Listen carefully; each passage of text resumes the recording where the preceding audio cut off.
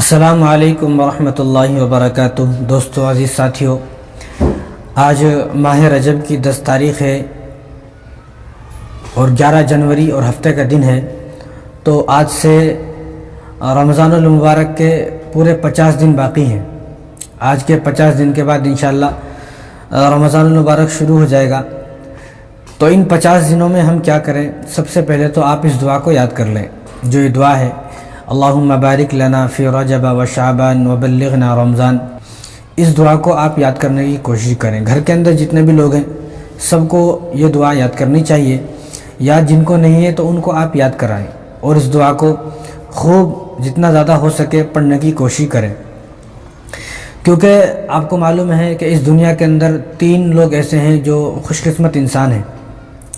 3 لوگ خوش قسمت انسان ہیں، اور وہ 3 لوگ ایسے ہیں کہ ان کو مرنے کے بعد انشاءاللہ ضرور بالضرور جنت حاصل ہوگی، جنت ملے گی۔ وہ اپنی وفات کے بعد فوراً جنت میں ان کو داخل کر دیا جائے گا۔ اور یہ 3 خوش قسمت انسان کون ہیں؟ یہ اللہ نے بتایا۔ اور اللہ نے کس کو بتایا؟ حضرت جبرائیل علیہ السلام کو بتایا۔ حضرت جبرائیل علیہ السلام نے یہ بات جب رسول اللہ صلی اللہ علیہ وسلم کو بتائی تو رسول اللہ صلی اللہ علیہ وسلم نے آمین کہا۔ تو معلوم یہ ہوا کہ جب آپ صلی اللہ علیہ وسلم نے آمین کہا تو آپ کے آمین کہنے کی وجہ سے اس بات پر مہر لگ گئی۔ وہ 3 خوش قسمت انسان اور خوش نصیب انسان کون ہیں؟ ایک وہ آدمی خوش نصیب اور خوش قسمت انسان ہے جو رمضان کا مہینہ پالے اور رمضان کے مہینے میں خوب عبادت کرے اور اپنے عبادتوں کے ذریعے سے اللہ تبارک و تعالیٰ کو راضی کر لے۔ یہ پہلا خوش نصیب انسان ہے، خوش قسمت انسان ہے۔ یہ وہ انسان ہے کہ جس نے رمضان کے مہینے میں خوب عبادت کر لی تو جنت اس کو مل گئی، جنت اس کو حاصل ہو گئی آسانی کے ساتھ، اور بلا کسی پریشانی کے اور بغیر کسی تکلیف کے یہ آدمی بالکل آسانی سے جنت میں پہنچ جائے گا۔ یہ پہلا انسان ہے جو رمضان میں خدمت کر لیتا ہے۔ اور دوسرا خوش قسمت اور خوش نصیب انسان وہ ہے جو اپنے والدین کی خدمت کرے۔ اور تیسرا خوش نصیب انسان وہ ہے جو آپ صلی اللہ علیہ وسلم پر کثرت سے درود پڑھتا ہے، یا کوئی آدمی سامنے درود پڑھے تو اس درود کے جواب میں صلی اللہ علیہ وسلم اتنا تو کہے۔ تو یہ اس دنیا کے 3 خوش نصیب انسان ہیں، اور یہ 3 بد نصیب انسان بھی ہے۔ جو رمضان کا مہینہ پائے عبادت نہ کر سکے وہ بد نصیب ہے، جو والدین کی خدمت نہ کر سکے وہ بد نصیب ہے، اور جس کے سامنے رسول اللہ صلی اللہ علیہ وسلم کا نام لیا جائے اور وہ درود نہ بھیجے وہ بھی بد نصیب انسان ہے۔ تو خوش نصیب انسان وہ ہے جو ان کاموں کو کرے گا، اور بد نصیب انسان وہ ہے جو ان کاموں کو نہیں کرے گا۔ اور یہ 3 کام نہایت ہی آسان ہے، نہایت ہی آسان، کوئی ایسا مشکل کام نہیں ہے۔ رمضان میں عبادت کرنا، والدین کی خدمت کرنا، یا درود پاک پڑھنا، یا درود بھیجنا، یا آپ صلی اللہ علیہ وسلم کا نام سنیں تو درود بھیجنا، درود پڑھنا، یہ کوئی مشکل کام نہیں ہے، بالکل آسان کام ہے۔ تو آپ کو معلوم ہو گیا کہ 3 خوش نصیب انسان ہیں یہ۔ تو ہمیں خوش نصیب انسان بننا ہے اور اپنے گھر والوں کو خوش نصیب انسان بنانا ہے۔ تو اس میں سے سب سے پہلا جو خوش نصیب انسان بنے گا وہ بنے گا جو رمضان کا مہینہ پالے گا۔ تو رمضان کا مہینہ پانے کے لیے آپ صلی اللہ علیہ وسلم نے یہ دعا ارشاد فرمائی ہے، اور آپ نے ارشاد فرمایا کہ اس دعا کو کثرت سے پڑھا جائے۔ یہ مسند احمد کی روایت ہے۔ حضرت انس رضی اللہ تعالیٰ عنہ فرماتے ہیں کہ جب بھی رجب کا چاند نظر آتا تو رسول اللہ صلی اللہ علیہ وسلم فوراً ہمیں یہ دعا سکھاتے اور یہ دعا پڑھنے کا حکم فرماتے۔ تو ہمیں اس دعا کو یاد کرنا ہے۔ اب ہمارے نوجوانوں کو کتنے سارے گانے یاد ہوتے ہیں، بتاؤ، کتنے فلموں کی اسٹوری یاد، کتنے گانے یاد، اور کتنی جو ہے پوری دنیا کے اندر جو مشہور جگہ ہیں ان جگہوں کے نام یاد ہوتے ہیں، اور ان جگہوں کی ہسٹری یاد ہوتی ہے۔ جو ہیرو فیوریٹ ہوتا ہے یا جو ہیروئن فیوریٹ ہوتی ہے تو اس ہیرو اور ہیروئن کی پوری زندگی اور پورا ان کا جو ڈاٹا ہے، پوری ہسٹری ان کو یاد ہوتی ہے پوری۔ کیوں؟ کیونکہ اس کو یاد کیا، اس کو یاد کرنے کی کوشش کی۔ تو جو آدمی کسی چیز کو یاد کرنے کی کوشش کرتا ہے، اس کے اندر جذبہ ہوتا ہے کسی چیز کو حاصل کرنے کا، تو وہ حاصل کر ہی لیتا ہے۔ تو اسی لیے جب اتنے سارے گانے یاد ہمارے نوجوانوں نے کر لیے ہیں تو اس دعا کو یاد کرنا بھی آسان ہے۔ یہ تو نوجوانوں کی بات ہے۔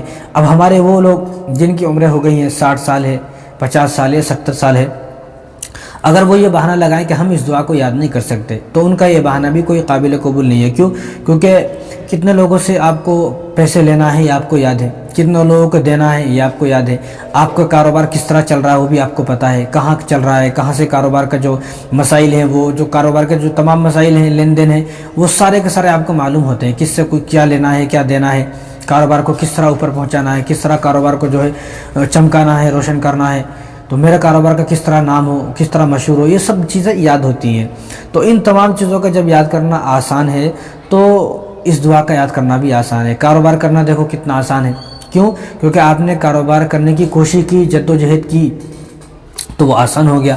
تو اس لیے آپ یاد کر سکتے ہیں، بالکل آسان ہے یاد کرنا اس دعا کا، اور گھر میں جتنے بھی لوگ آپ کے ہیں ان کو بھی اس دعا کو یاد کرائیں۔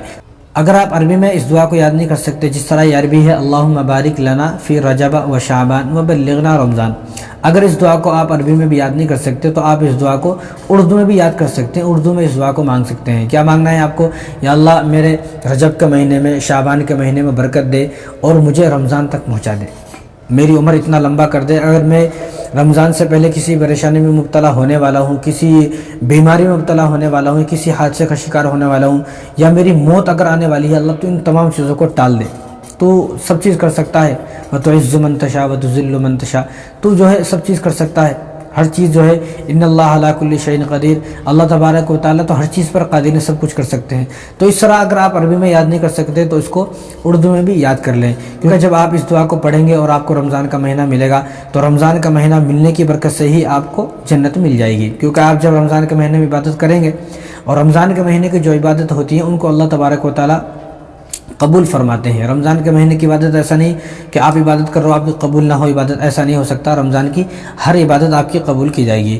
اور اس دعا کو خوب یاد کریں اور رمضان کا انتظار کریں، رمضان کا انتظار ایسے انتظار کریں جیسا کہ کوئی پسندیدہ آدمی ہے یا کوئی ایسا مہمان ہے جس کے بارے میں ہم یہ سوچتے ہیں کہ وہ ہمارے گھر کو آنا چاہیے۔ تو جب وہ مہمان ہمارے گھر میں آتا ہے تو ہمیں اس مہمان کا کس قدر انتظار ہوتا ہے، کس شدت سے ہم اس کا انتظار کرتے ہیں، کیا ہمیں اس کا جذبہ ہوتا ہے کہ وہ آئے ہمارے گھر میں رکے، تو کس طرح جو ہے سب خوش ہو جاتے ہیں۔ تو ایسے ہی جس طرح مہمان کے آنے سے سب گھر کے لوگ خوش ہو جاتے ہیں، تو اسی طرح رمضان کے آنے سے بھی سب کو خوش ہو جانا چاہیے اور خوش ہو کر ہم رمضان کا انتظار کریں۔ اور ایک بات یہ ہے کہ رمضان سے پہلے آپ جو ہے فہرست بنا لیں کہ مجھے کتنی دیر قرآن پڑھنا ہے، کتنا قرآن پڑھنا ہے، کب تک قرآن پڑھنا ہے، کس وقت میں مجھے قرآن پڑھنا ہے اور کتنے مجھے قرآن پڑھنے ہیں۔ ایسا نہیں کہ کوئی پتہ ہی نہیں ہے مجھے قرآن پڑھنا بھی یا نہیں پڑھنا ہے تو کتنا پڑھنا ہے رمضان میں، تو رمضان میں مجھے کتنا قرآن پڑھنا ہے، کب قرآن پڑھنا ہے، کس وقت قرآن پڑھنا ہے اور کتنے مجھے قرآن پڑھنا ہے، 2 قرآن پڑھنا ہے یا 3 قرآن پڑھنا ہے، تو اس کے حساب سے ایک فہرست آپ تیار کر لیں، ایک لسٹ آپ تیار کر لیں۔ انشاءاللہ رمضان سے پہلے میں بھی آپ کو بتاؤں گا کہ اگر آپ 2 قرآن یا 3 قرآن، 4 قرآن یا 5 قرآن یا 10 قرآن آپ پڑھنا چاہتے ہیں تو کیا ترتیب ہے، وہ ترتیب انشاءاللہ میں آپ کو بتاؤں گا۔ لیکن پھر بھی آپ رمضان سے پہلے خود اپنے حساب سے ایک فہرست بنا لیں اور کچھ تیاری کریں کہ مجھے رمضان میں کس طرح جو ہے قرآن پڑھنا ہے، کہاں قرآن پڑھنا ہے، کس جگہ پہ قرآن پڑھنا ہے، کہ مسجد میں جا کر قرآن پڑھنا ہے، گھر میں قرآن پڑھنا ہے، دکان میں قرآن پڑھنا ہے، آفس میں قرآن پڑھنا ہے، لیکن پڑھنا ضرور ہے، آپ جو ہے فہرست بنا لیں۔ اور مجھے کتنا قرآن پڑھنا ہے، خواتین کے لیے بھی یہ بات ہے کہ خواتین بھی اپنے ایک جو ہے ٹائمنگ طے کر لیں کہ مجھے اس ٹائم یا سحری کے بعد ہے یا دن میں سونے کے اٹھنے کے بعد مجھے کب قرآن پڑھنا ہے، کتنا قرآن پڑھنا ہے، ابھی سے فہرست بنا لیں کہ مجھے اس وقت قرآن، اب جس وقت کو آپ چوز کر لیں، جو وقت آپ نے طے کر لیا اسی وقت میں ابھی سے آپ جو ہے 1 رکوع 2 رکوع پڑھنا شروع کریں تاکہ آپ کو رمضان میں عادت ہو جائے۔ اگر رمضان میں آپ اس وقت میں اچانک پڑھنا شروع کرو گے تو آپ کو سمجھ میں نہیں آئے گا میں کیا کروں۔ تو رمضان سے پہلے آپ جو ہے فہرست بنا لیں، ایک لسٹ بنا لیں، ایک ٹائم طے کر لیں، بھئی مجھے اس ٹائم قرآن پڑھنا ہے۔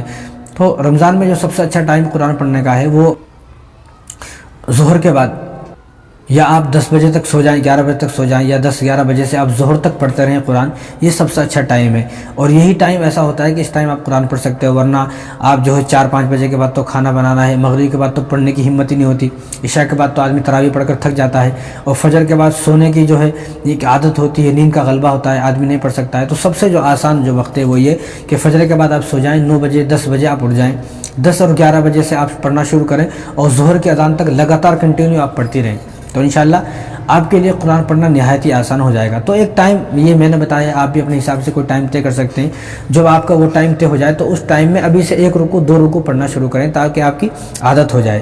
ایک کام تو یہ، دوسرا کام یہ ہے کہ آپ کو دعا کرنا ہے خوب، اور اس دعا کی بھی آپ کو جو ہے ٹائم طے کرنا ہے کہ مجھے ہر نماز کے بعد کم سے کم 5 منٹ تو دعا کرنا ہے، کیونکہ اللہ نے قرآن میں ارشاد فرمایا کہ ادعوا ربکم، کہ تم اپنے رب کو پکارو، اپنے رب سے دعائیں کرو، اپنے رب سے مانگو۔ کیا مانگنا ہے؟ جو بھی کچھ مانگنا ہے وہ اپنے رب سے مانگنا ہے۔ تو اللہ نے جب حکم فرمایا کہ تم مجھ سے مانگو، تو ہمیں در در کی ٹھوکر کھانے کی ضرورت نہیں ہے، نہ کسی اور سے مانگنے کی ضرورت ہے، تو ہم اللہ سے مانگیں۔